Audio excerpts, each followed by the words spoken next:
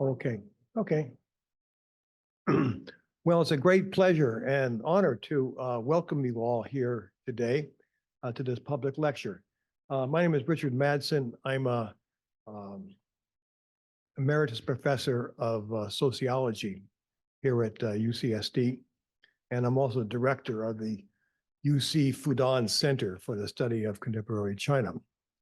And I'm especially delighted today to welcome another sociologist, Wang.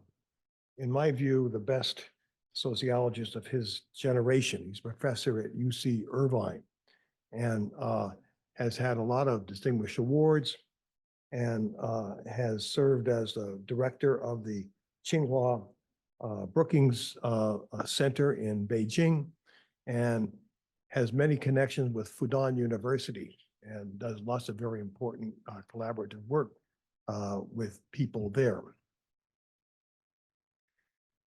He's just published this new book, China's Age of Abundance.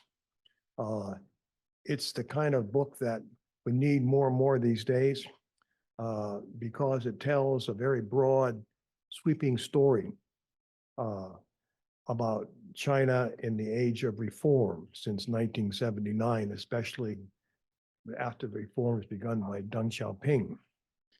And more, we need such kind of a big picture, I think, these days in a time when China is undergoing profound changes and which the US is going profound changes, and US-China relations are in a time of great flux.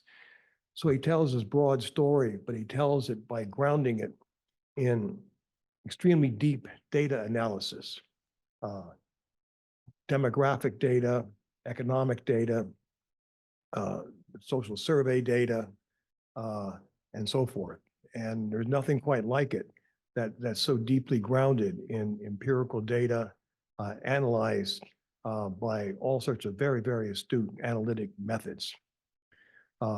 So it's an important book, especially timely book these days.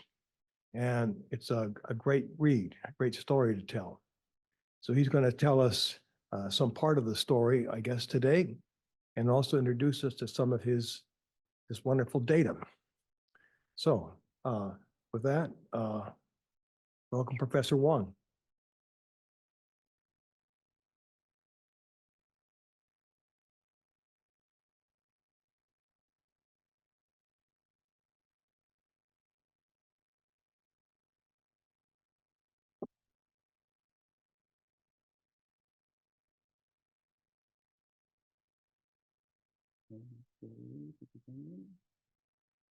Okay, which one goes up?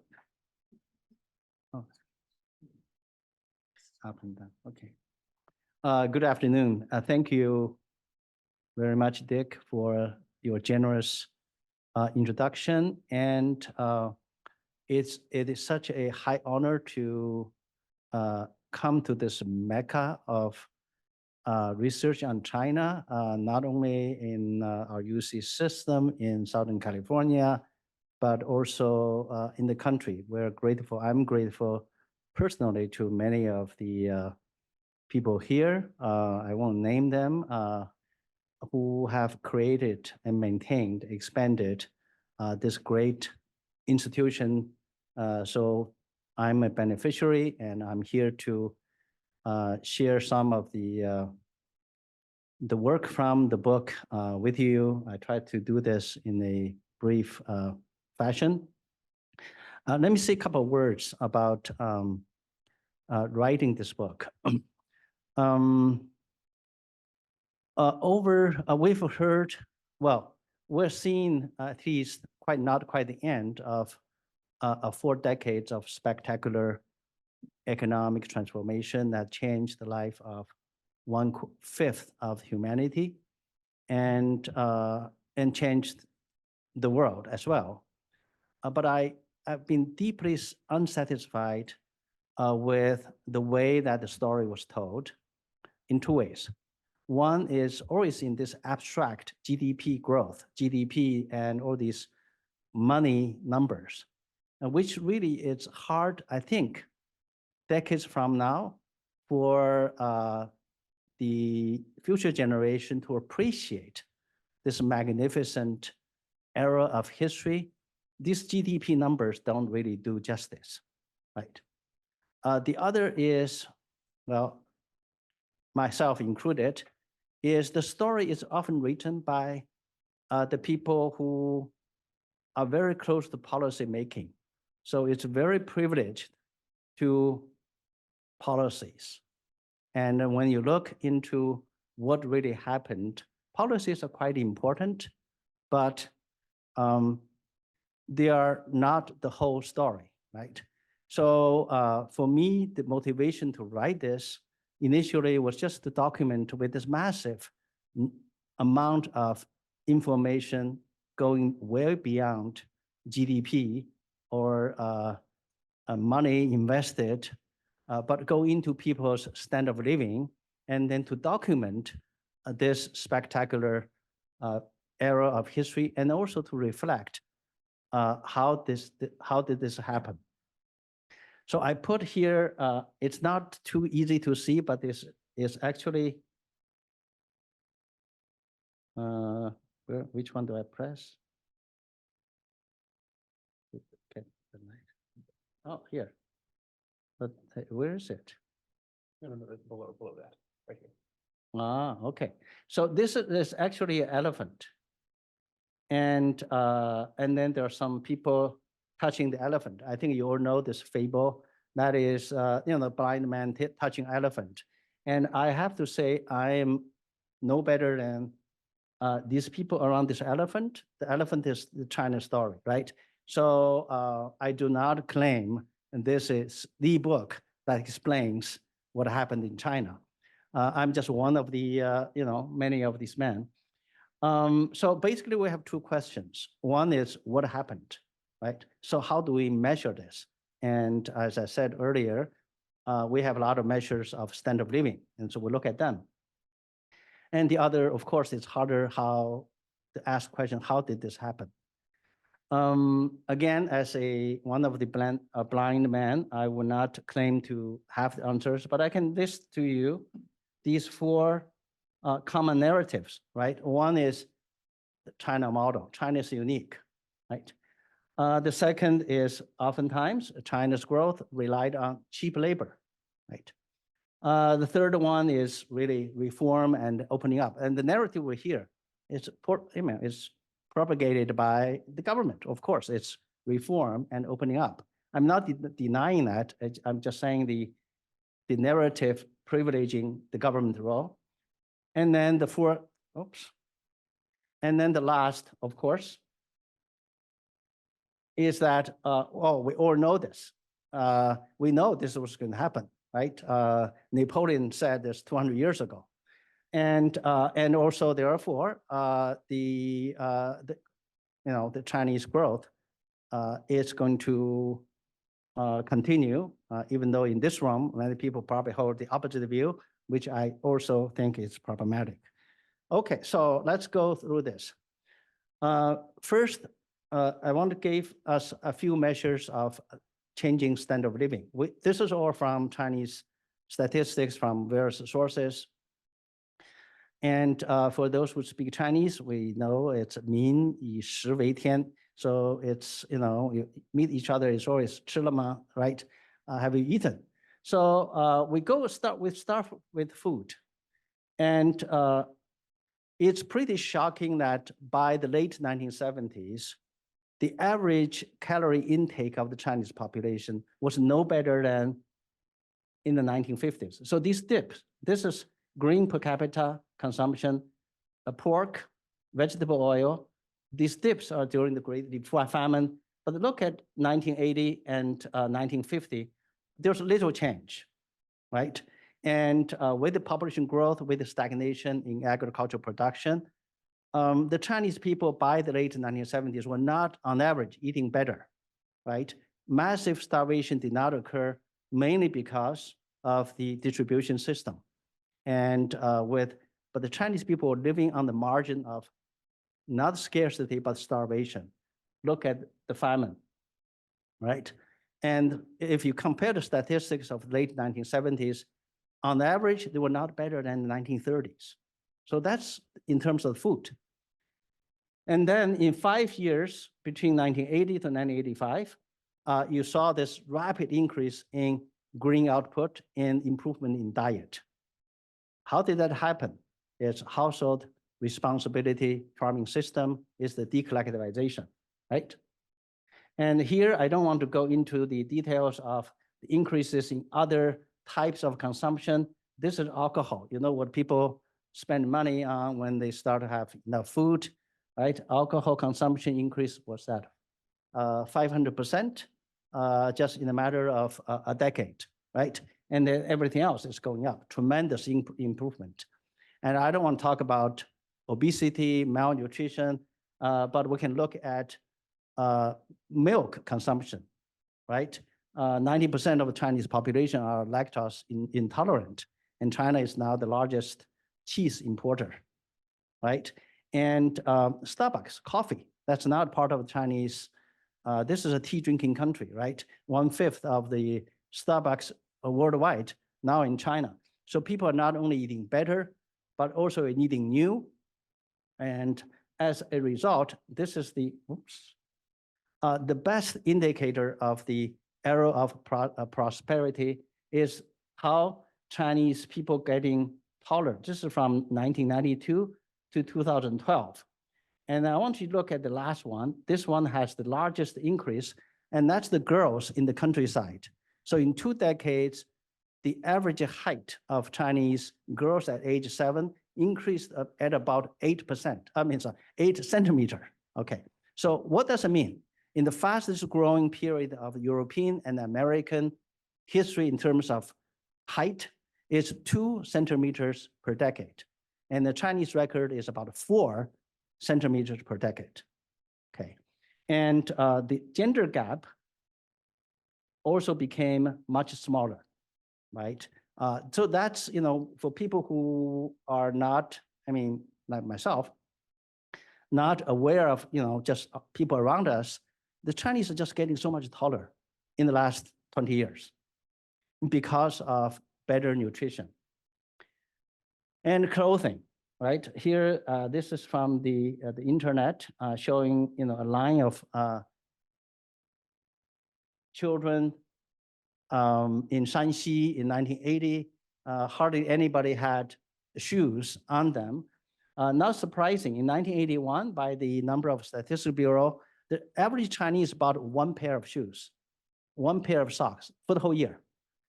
In rural areas, that's 3 people for 1 pair of shoes, but a lot of people made their own shoes. So this is purchased. But still, you look at what happened by 2015, these shoeless Chinese farmers in their township and village enterprises produced the billions of pairs of shoes and started to export all over the world, right? And not just that, Chinese are now also the top consumers of luxury personal goods. And before the pandemic, we're looking at what 1/3 of the global share were purchased by less than 20% of the Chinese population. And of that, less than 20%, I think it's only perhaps 1% who bought all the stuff. But in any case, so the Chinese population are not just fed better, but clothed better and more fashionably. And then look at, oops, what happened? Oh, okay. So there's a slide missing, but I can tell you. And then look at where they live, right? China now has one of the highest housing ownership in the world country. And Chinese homes are not just spacious on average by international comparison, but comfortable in terms of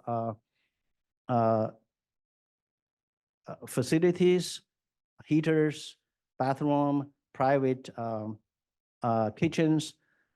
In the early 1980s, 50% of the urban household had no access to any toilets.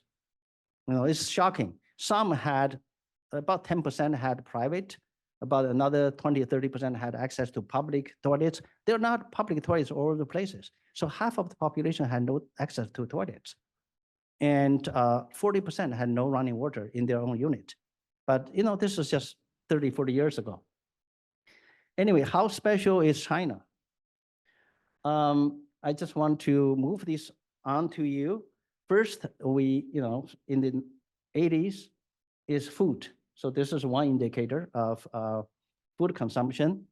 And then in the 1980s, after the initial success in green production, we start to see television for urban households, television for rural households, and air conditioning for urban households, and automobile later on, and then overseas travels, right? So the progress of prosperity in terms of improving the stages of improving life standards for the Chinese, I think are similar elsewhere in the world as well, right? So you have this process.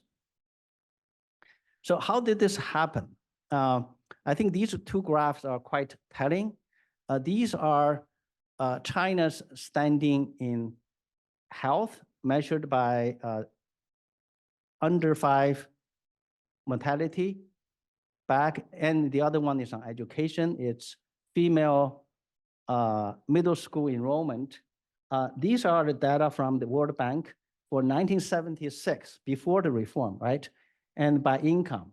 So in terms of, this is the curve for all the countries, I think over 100 countries with data at that time. So China's, this is income and this is mortality level. So China was clearly outlier, and with its income level, I think at that time it's about $250 per capita. Its infant child mortality was much below the global pattern, right? And in fact, China's mortality level at that time was above the middle income countries at the same time. Similarly, if you look at income, this is log form, and look at education, female enrollment, middle school enrollment, China again, income-wise is very low here, but look at where China is there. So it's again, is at the level of this is middle income countries, right? This is high income.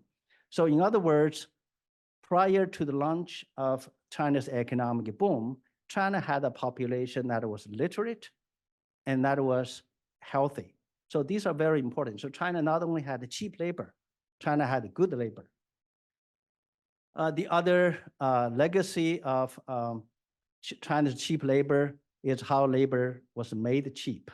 That is, if you look at the China's urban population share, that stayed about 20% in much of the planned economy era.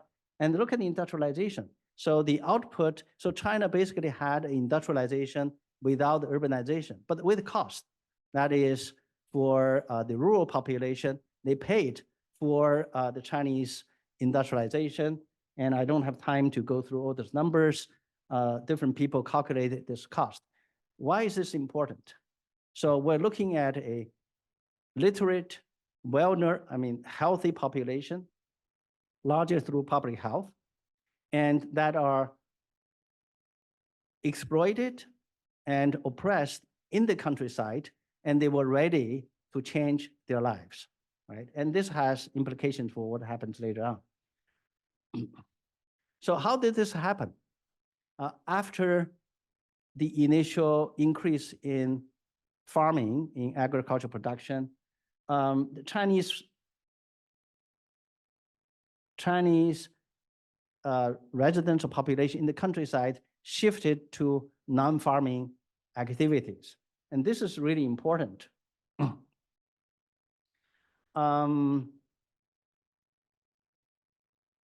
By the mid-1990s, the number of people employed in rural enterprises, not in farming, was about the same as total number of employed persons in urban China.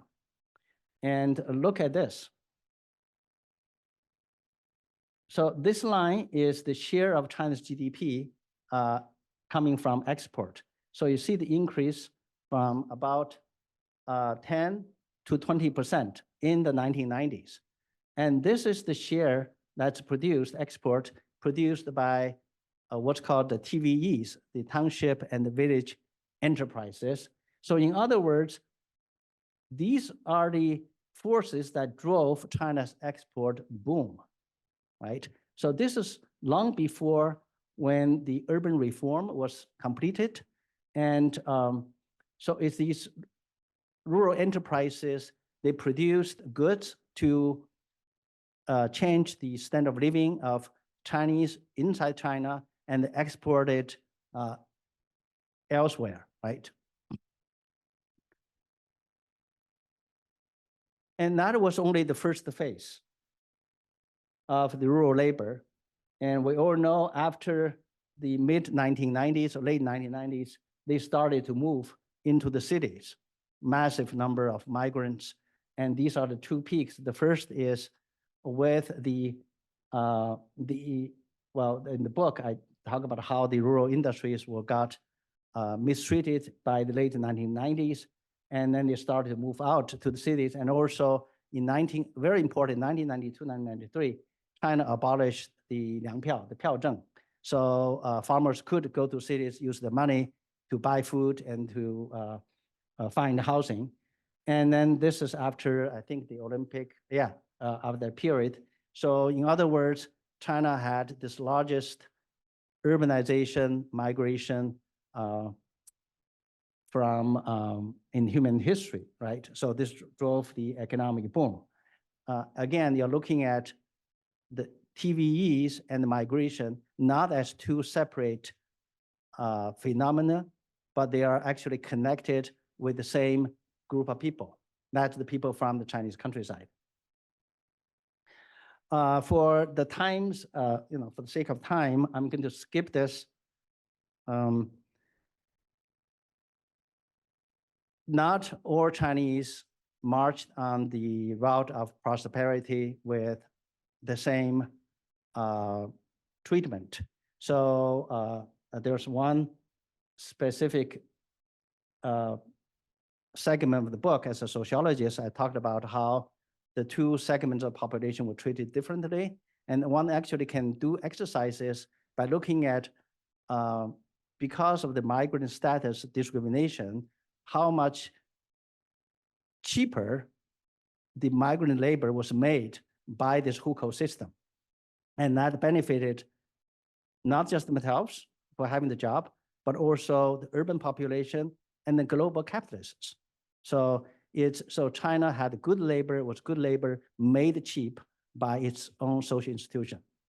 And then you can also do a simple calculation to see how people sitting in property in Shanghai and Beijing, just by the fact that they are there, and then how much their property, the wealth increased, and that's the wealth that rural migrants are denied, right?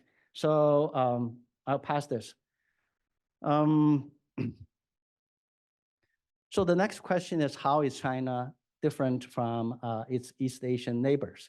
So this is the urbanization process of the Chinese population from about 25% to over 60%. And in the process, China had a per capita income of 11 times. These are constant price, okay? So China looked quite spectacular in this regard with urbanization and with increase in per capita income. These are all from World Bank data. But if you look at Chinese neighbors, this is South Korea, and this is Japan. So for Japan in the 1950s to 1980, and for South Korea from 1960s to I think this is 90, and for China later on, they all followed the same path. So imagine when you're a farmer farming in the field, the yield is counted annually or semi-annually, and then your hourly wage is insignificant. There's no hour income. But when you move into the city to work as a a bricklayer, right? Or to work as a driver, you actually have an hour wage that's way more times, right? And then by extension, when you move from a construction site to Starbucks, your income does not increase 10 times. But that's a different story coming up later. So in other words, if we look at the larger scale from a distance, what has happened in China is nothing but a industrialization with urbanization this time, right? And that is the massive transformation of the labor force into higher productivity and higher standard of living. Now, very quickly, I want to address a number of aftermath. I think it was 2 or 3 years ago, Fudan University was writing up some kind of publicity data for me, and they said, oh, I have this new book. It's called China's Age of Abundance, Origins, Ascendance, and Aftermath. You guess what happened? They said, no, we cannot use the subtitle. There's no aftermath, right? Okay, so I think there are a number of headwinds China faces. One is what I call the three urbanization. That is, the middle line is the official residential population classified as urban. And this is the population with hukou, with urban hukou, with local hukou. And the difference is, it's actually, these should be here. It's 18%, it's 180 million, 260 million, sorry. 260 million people. And out of 260 million, the majority are in big cities. Over 200 million are big cities. So what China faces is not to bring more people into the cities, is how to integrate the people, the migrants who paid, who contributed to China's economic miracle, and how their second and third generation could be living at the same as the urban counterparts, right? To do that is actually not easy. China has, increasingly relaxing the hukou restrictions, last year.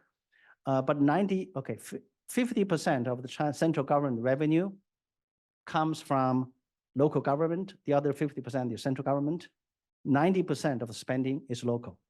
So for Shanghai to extend all the benefits of higher education, healthcare, retirement to other people outside of Shanghai, it's not quite easy, right? So I think going forward, this is not just economic, but also social, right? I think the second and third generation of migrants, their children, they're working as delivery workers, they may not put up with the same discrimination that their parents or grandparents endured. Ripened inequality. So inequality has moved from income into wealth. So gave you a number of Gini index. Income inequality is about 0.45, about the same as the United States. Wealth inequality now it's estimated to be over 0.7, and the United States is in that range. So China has able to, in just 20 years, generate this vast income wealth inequality that the United States has been able to do in 200 years. China is the paradise for capitalism, especially with the policies announced last week. When you sell your apartment house, there's no 增值税, there's no tax for the huge amount of profit you have. And then there's no property tax. And I think the wealth tax, the capital gain tax is probably very generous as well. So China is really still a paradise for capitalists with money. The implication, however, is that wealth inequality is resetting the starting line for the next generation, right? China, of course, faces a accelerating aging population, in part because it's made worse by the one-child policy with over 100 million families with only one child, and their parents are getting into the old age. And then lastly, what we've seen the last 10 years is how the state has come back to take control of the economy. And we've seen reports of how the private enterprise sector has been hit from left and to right. So these are just some of the headwinds that China faces. And okay, I will finish with something that's fun. So let's revisit the four narratives we laid out at the beginning, right? So the first is China is unique. And in terms of industrialization with urbanization, China is not different from other economies that moved into high income. And China relied on cheap labor, and we would say it's labor, it's good labor that's made cheap. Because if you're looking at cheap labor, there are places with even cheaper, right? But why you don't go? And then the last point, the third point is, if you look at the three examples I gave you, how food production increased, how clothing was made by the township and the village enterprises, and how migrants rebuilt China, migration. There's one common characteristic of these three transformations. That is, none of them was initiated by the state. Okay. If anything, we hear stories of how, I showed the pictures early on, it was to control migrants, right? It's to regulate them. And it's, the township and the village enterprises got pushed away when the state reforms got serious in the cities. And so there are some lessons to be learned in terms of history. So lastly, I want to end by this fourth narrative that Chinese growth was preordained. In 2004, well, here first, these are the Chinese goals and then the accomplishment. So from Deng Xiaoping of quadrupling per capita income to Hu Jintao, double the per capita income. These ambitious Chinese leaders successfully underestimated the success of the Chinese miracle, right? It's only this last period, I think we can't blame Xi Jinping, there's COVID and there are other things. But it's interesting that it's not just Chinese leaders, they should know this best, but also the best economists in the world. So back in 2004, the Wall Street gathered 12 Nobel Prize winners to talk about the Chinese economy in 75 years. That's 2079. So which of the world economies, the United States or China or EU, the European area, would be the largest 75 years from 2004? Half of them did not believe China would be bigger than the United States in 75 years, right? And I don't want to make fun of our, the husband of our Treasury Secretary, and 2004, he said, I think the current gap is too large to make up. I showed this in a Zoom meeting yesterday. I missed this here. If you look at per capita, if you look at GDP by PPP, by purchasing power parity, China exceeded the United States as largest economy back in 2014, right? So, so we can't, I'm not here to humiliate these best economists. Basically, I think the point is that we don't know. A lot of this is, we don't know. Because this is what another, the optimist, this is Robert Fogel. Right before his passing, he said, he's also a Nobel Prize winning economist from Chicago. He said in 2010, he said the Chinese economy will continue to grow at 10.8% for another 30 years. And he also predicted wrongly that he listed these four Chinese advantages, and look at the third one is that China benefits from open political system. No, he didn't know Xi Jinping was still not in power yet. I think the lesson is from left to right, from pessimist to optimist. We have to have humility that there's a lot of stuff we don't know, right? With that, I think I will end this quick summary of this huge topic. Again, the intention of writing the book is not perhaps for the people in this room because we all saw what happened. My wish is when people look back, future generations look back at this spectacular era of history, they will find some useful materials, both as a documentation, but also as one set of interpretations. Now, the last slide here I have is to say, how do we summarize the Chinese miracle? I say it's one people, one history, and one person. One people are the Chinese rural population. Specifically, they moved into cities and rebuilt China, and that's not repeatable. You cannot have this process once again. One history is the Cultural Revolution that really, I think, not just tore up the society, stagnated the economy, devastated the elite. I think that's very important. I think Susan probably would agree with me. Without the devastation, the elites would not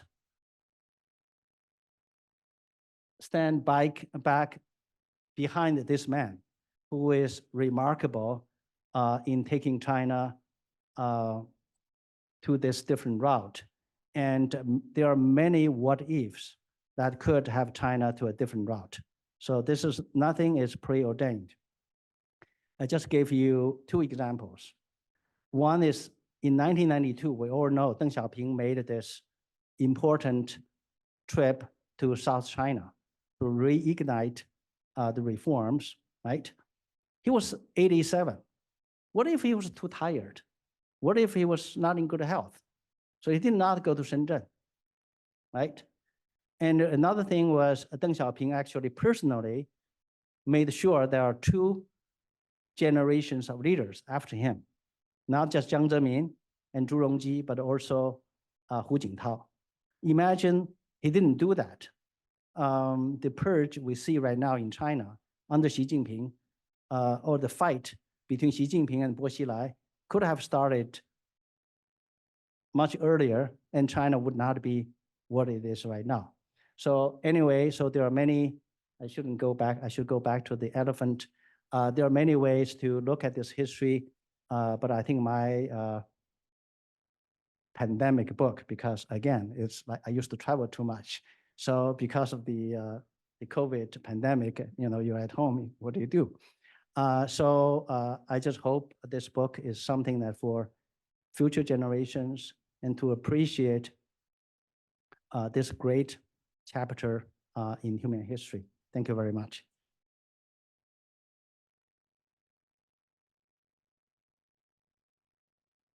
Do I go back there? So before we start, housekeeping note, the lecture is recorded, and we'll have a question and answer session now. And some people who are watching online can send in questions to the chat box, and Harry here will do it, and we'll answer them. But for now, we can open it up to people here. There's a rich presentation in the question, and unfortunately, we have to stop it by the clock. My colleague can't possibly say that. There are no bad questions. There's some that are too long. And so,